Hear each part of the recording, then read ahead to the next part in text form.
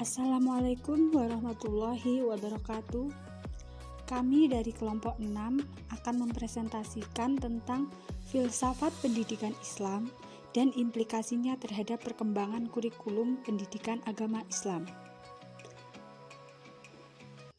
Baik, langsung saja masuk ke pembahasan yang pertama, yaitu mengenai hakikat filsafat pendidikan Islam. Filsafat pendidikan Islam pada hakikatnya adalah konsep berpikir tentang kependidikan yang bersumberkan atau berlandaskan ajaran-ajaran agama Islam tentang hakikat kemampuan manusia untuk dapat dibina dan dikembangkan, serta dibimbing menjadi manusia muslim yang seluruh pribadinya dijiwai oleh ajaran Islam. Definisi ini memberi kesan bahwa filsafat pendidikan Islam sama dengan filsafat pada umumnya, dalam arti bahwa filsafat pendidikan Islam mengkaji tentang berbagai masalah yang ada hubungannya dengan pendidikan, seperti manusia sebagai objek dan objek pendidikan, kurikulum, metode, lingkungan, guru, dan sebagainya. Bedanya dengan filsafat pendidikan pada umumnya, bahwa di dalam filsafat pendidikan Islam, semua masalah kependidikan tersebut selalu didasarkan kepada ajaran Islam yang bersumberkan Al-Quran dan Al-Hadis.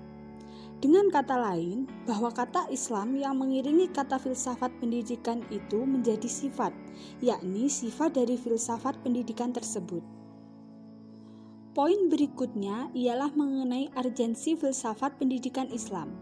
Yang pertama, konsep Islam tentang manusia, khususnya anak sebagai subjek didik, yaitu sesuai dengan hadis Rasulullah bahwa anak manusia dilahirkan dalam fitrah dan dengan potensi tertentu. Dengan demikian, manusia pada mulanya dilahirkan dengan membawa potensi yang perlu dikembangkan dalam dan oleh lingkungannya. Yang kedua yaitu peranan filsafat terhadap pendidikan atau pengarah perkembangan. Potensi manusia yang dibawa sejak lahir itu bukan hanya bisa dikembangkan dalam lingkungan, namun juga bisa berkembang secara terarah bila dengan bantuan orang lain atau pendidik. Dengan demikian, tugas pendidik mengarahkan segala potensi subjek didik seoptimal mungkin agar ia dapat memikul amanah dan tanggung jawabnya baik sebagai individu maupun sebagai anggota masyarakat sesuai dengan profil manusia muslim yang baik. Yang ketiga yaitu profil manusia muslim. Profil dasar seorang muslim yang baik adalah ketakwaan kepada Allah Subhanahu wa taala. Dengan demikian, perkembangan anak haruslah secara sengaja diarahkan kepada pembentukan ketakwaan. Yang keempat ialah metode filsafat pendidikan. Metodologi diartikan sebagai prinsip-prinsip yang mendasari kegiatan mengarahkan perkembangan seseorang, khususnya pada proses belajar mengajar. Maka, pandangan bahwa seseorang dilahirkan dengan potensi bawaan tertentu dan dengan itu ia mampu berkembang secara aktif dalam lingkungannya, mempunyai implikasi bahwa proses belajar mengajar harus didasarkan pada prinsip belajar siswa aktif. Poin berikutnya yaitu mengenai tipologi pemikiran pendidikan Islam.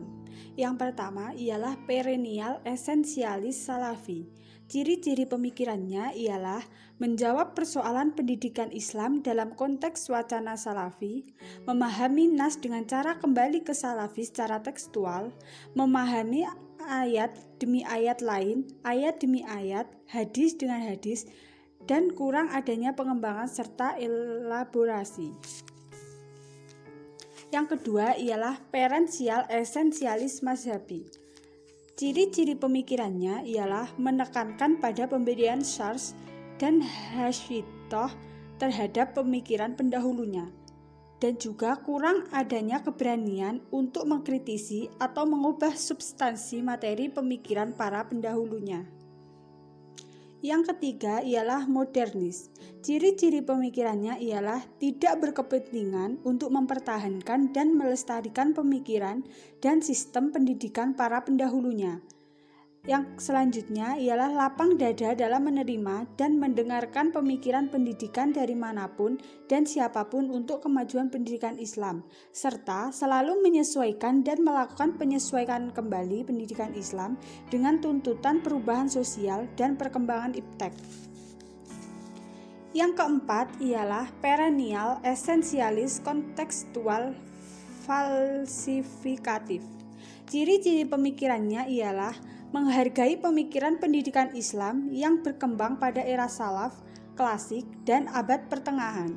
Mendudukkan pemikiran pendidikan Islam era salaf, klasik, dan pertengahan dalam konteks ruang dan zamannya untuk divalifikasi.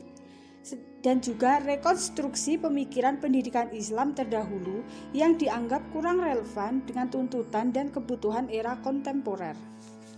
Yang kelima ialah rekonstruksi sosial. Ciri-ciri pemikirannya ialah tidak menampilkan konstruk tertentu yang closet-ended, tetapi konstruk yang terus dikembangkan bolak-balik antara empiri dan konsep teori. Rekonstruksi sosial dikembangkan post-paradigmatik atau paradigmanya terus dikembangkan, komitmen terhadap perkembangan kreativitas yang berkelanjutan, dan dalam menghadapi keragaman budaya, moral hidup ditampilkan dalam affair justice dan mampu membuat Yang selanjutnya yaitu tipologi-tipologi filsafat pendidikan Islam dilihat dari perspektif pemahaman Islam. Kata Islam yang melekat pada tipologi-tipologi filsafat pendidikan Islam akan berimplikasi pada kesamaan titik tolak atau pijakan dalam pengembangannya dari dimensi idealnya. Perbedaan antara berbagai tipologi tersebut lebih terletak pada dimensi interpretasi dan historisnya.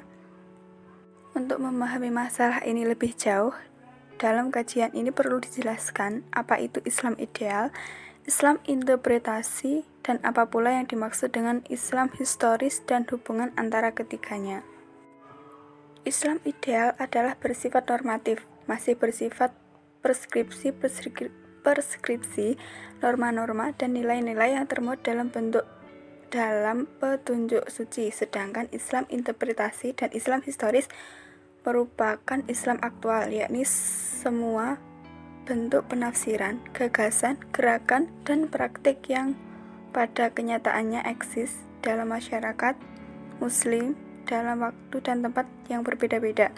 Keduanya, Islam ideal dan aktual, bukan dipahami secara dikotomis, tetapi merupakan hubungan dialektis antara teori dan praktik, man of idea dan man of action. Yang terakhir yaitu implikasinya terhadap pengembangan kurikulum pendidikan agama Islam. Yang pertama, pengembangan kurikulum PAI menetap inovasi pendidikan. Menurut Idris, bahwa untuk menghindari penolakan seperti yang disebutkan dalam makalah, faktor-faktor utama yang perlu diperhatikan dalam inovasi pendidikan adalah guru, peserta didik, kurikulum, dan fasilitas atau tujuan. Guru sebagai ujung tombak dalam pelaksanaan pendidikan merupakan pihak yang sangat berpengaruh dalam proses belajar mengajar. Kewibawaan guru sangat menentukan kelangsungan proses belajar mengajar di kelas maupun efeknya di luar kelas. Peserta didik sebagai objek utama dalam pendidikan, terutama dalam proses belajar mengajar. Peserta didik memegang peran yang sangat dominan dalam proses belajar mengajar. Peserta didik dapat menentukan keberhasilan belajar melalui penggunaan intelijensia, daya motorik, pengalaman, kemampuan, dan komitmen yang timbul dalam diri mereka tanpa adanya paksaan. Kurikulum pendidikan lebih sempit lagi. Kurikulum sekolah meliputi program pengajaran dan perangkatnya, merupakan sebuah pedoman dalam pelaksanaan pendidikan dan pengajaran di sekolah.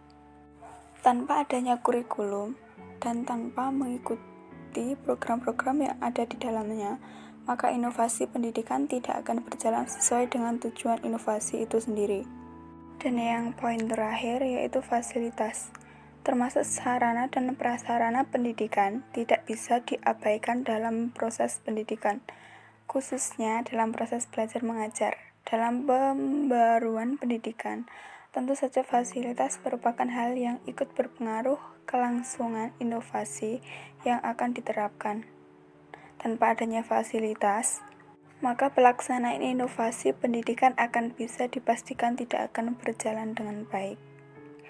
Dan yang kedua yaitu implikasi tipologi filsafat pendidikan Islam terhadap pengembangan komponen-komponen kurikulum PAI. Yang pertama yaitu tipologi perennial essentialis falsafi. Sebagaimana uraian di atas, bahwa tipologi perennial essentialis salafi lebih menonjolkan wawasan kependidikan Islam era salaf, sehingga pendidikan Islam berfungsi sebagai upaya melestarikan dan mempertahankan nilai-nilai ilahiyah dan insaniyah, kebiasaan dan tradisi masyarakat salaf era kenabian dan sahabat, karena mereka dipandang sebagai masyarakat yang ideal. Yang kedua, tipologi perennial essentialis mazhabi lebih menonjolkan wawasan kependidikan Islam yang tradisional dan berkecenderungan untuk mengikuti aliran, pemahaman atau doktrin, serta pola-pola pemikiran sebelumnya yang dianggap sudah relatif mapan.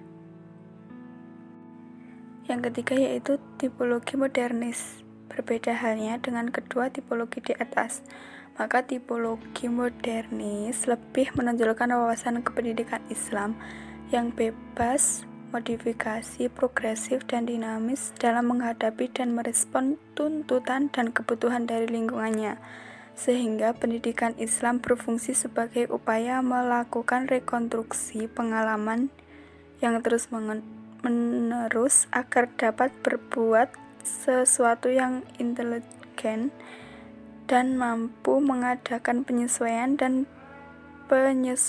kembali sesuai dengan tuntutan dan kebutuhan di lingkungan masa sekarang. Yang keempat yaitu tipologi perennial essentialis kontekstual falsifikatif. Tipologi ini mengambil jalan tengah antara kembali ke masa lalu dengan jalan melakukan kontekstualisasi serta uji falsifikasi dan mengembangkan wawasan-wawasan kependidikan Islam masa sekarang selaras dengan tuntutan perkembangan ilmu pengetahuan dan teknologi serta perubahan sosial yang ada. Dan yang terakhir yaitu tipologi rekonstruksi sosial berdasarkan tauhid.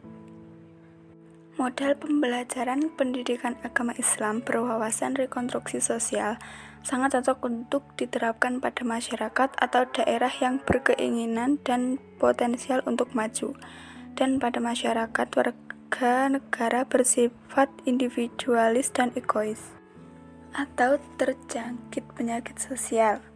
Sedangkan sekolah yang menerapkan adalah mereka yang telah mengembangkan pendekatan andragogis dan guru pendidikan agama Islam yang ada di dalamnya berobsesi untuk tidak sekedar berfungsi sebagai ustadz, mu'alim, murabbi, mursyid, dan mudaris, tetapi juga berfungsi sebagai mu'adib, yakni orang yang mampu menyiapkan peserta didik untuk bertanggung jawab dalam membangun peradaban yang berkualitas di masa depan nanti.